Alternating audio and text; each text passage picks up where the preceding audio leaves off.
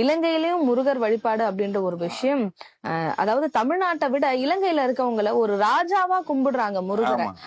அந்த சில நிகழ்வுகள் பத்தி சொல்லுங்க சார். இலங்கைன்னு சொன்ன உன்னையே இப்ப கூட எனக்கு மேனியே சிலுக்குது. கதிர்காம முருகன் வாழ்க்கையில ஒரு தடவையாவது கதிர்காம முருகனை போய் பார்க்கணும். அதை விட இன்னொன்னு என்ன அப்படின்னா நல்லூர் கந்தசுவாமி கோவில். நல்லூர் கந்தசுவாமி கோவில் தான் எல்லா கோவிலையும் எப்படி நடைமுறைப்படுத்தணுங்கிறதுக்கு கண்கூடா இன்னைக்கு பார்க்கக்கூடிய உதாரணம். ஏன்னா இப்ப சமீபத்துல ஒரு வீடியோ வைரல் ஆச்சு. நம்மளுடைய முருகனை ராஜாவா எப்படி கூப்பிடுவாங்க அப்படிங்கறதுக்காக அந்த சிவாச்சாரியார் அந்த தோரணையில நகையெல்லாம் போட்டு அந்த செங்கோலை எடுத்து அதுல என்ன ஒரு அழகு அப்படின்னா எந்த விதமான நடிப்புத்தன்மை அதுல தெரியாது. என்னுடைய ராஜா இந்த ஊருக்கே உலகத்தையே ஆளக்கூடிய ராஜா பரியேறி வாரார்னு சொல்லும் போதே அதுல என்ன ஒரு அழகுன்னா அங்க நிக்கிற அத்தனை பேர் மத்தியிலும் ஒரு அவ்வளவு அமைதி. ஆயிரக்கணக்கான பேர் அங்க கூடி இருக்கிறாங்க. ஒருத்தர் கூடி தேவையில்லாம பேசுறது இல்லை. நம்ம கத்துக்க வேண்டிய விஷயம் அதெல்லாம். அதே மாதிரி சுவாமி அவங்க அலங்காரம் பண்ணி எடுத்துட்டு வர விதத்தை பாத்தீங்கன்னா, ஏன்னா இலங்கையில இன்னைக்கு நம்மளுக்கு கிடைக்கிற மாதிரி அழகழகான மாலைகள் எல்லாம் அங்க கிடைக்காது, கொஞ்சம் கஷ்டம். ஆனா அதுல கூடி முருகன் அவங்க கொண்டு வர விதமும் பண்ணக்கூடிய வழிபாடும் அவ்வளவு சிறப்பா இருக்கும்.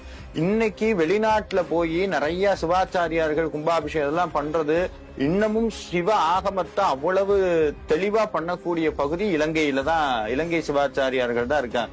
இன்னைக்கும் நல்லூர் கந்தசுவாமி கோயில்ல என்னுடைய பெருமதிப்புக்குரிய இலங்கை ஜெயராஜ் ஐயா சொல்லுவாங்க, இன்னைக்கும் ₹1 தான் கட்டண சீட்டு. நீங்க கோடீஸ்வரனாவே இருந்தாலும் ₹1 மேல நீங்க கொடுக்க கூடாது. அதே மாதிரி நீங்க எவ்வளவு பெரிய ஆளா இருந்தாலும் அங்க விஐபி தரிசனம், ஸ்பெஷல் தரிசனம் கிடையாது.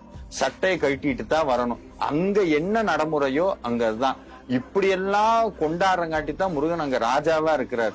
இலங்கையில எவ்வளவு கஷ்டங்கள் வந்தாலும் நல்லூரும் யாழ்ப்பாணம் இதெல்லாம் செழிப்பா இருக்கிறதுக்கு காரணம் அங்க செந்திலாண்டவன் இருக்குங்காட்டி தான். ஒரு பழமொழி ஒண்ணு சொல்லுவாங்க, என்னன்னா குழந்தையும் தெய்வமும் கொண்டாடக்கூடிய இடத்தில் தான் இருக்குங்கிறது.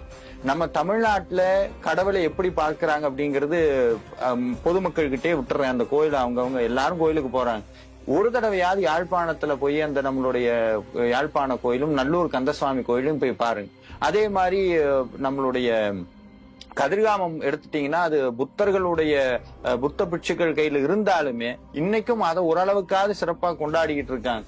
ஆனா பெஸ்ட் எக்ஸாம்பிள்னு சொல்லணும்னா நல்லூர் கந்தசுவாமி கோயில் தான். நல்லூர் கந்தசுவாமி கோயில்ல வருஷம் பிரம்மோற்சவம் நடக்கும்போது அந்த வேலை வச்சு கொண்டு வர விதத்தை பாத்தீங்கன்னா இதை விட இது என்னன்னா, இதே மாதிரி ஜெராக்ஸ் காப்பி மலேசியால ஒரு கோவில் இருக்கு, பிரிக்ஃபீல்ட்ல. இதே இலங்கை தமிழர்களால் நடத்தப்படக்கூடிய கந்தசுவாமி கோயில் இருக்கு.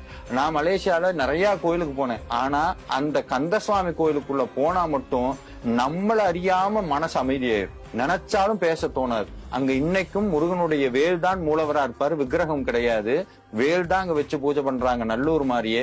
அங்க என்ன அழகுன்னா, நான் போறேன், வரிசையா உட்கார்ந்து தேவாரம் திருப்புகழ் படிக்கிறாங்க. சுவாமிக்கு இணையா திருப்புகழ் புத்தகத்தை வச்சு அதுக்கு வஸ்திரம் பூவெல்லாம் வச்சு விளக்கு ஏற்றி முருகனுடைய எழுத்து வடிவமா அதை வழிபடுறாங்க திருப்புகழ். இதையெல்லாம் எங்க நம்ம பார்க்க முடியும்னா இந்த மாதிரி இலங்கை தமிழர்கள் கொண்டாடக்கூடிய வழிபாட்டு முறையை நிச்சயமாக பார்த்து கத்துக்கணும்.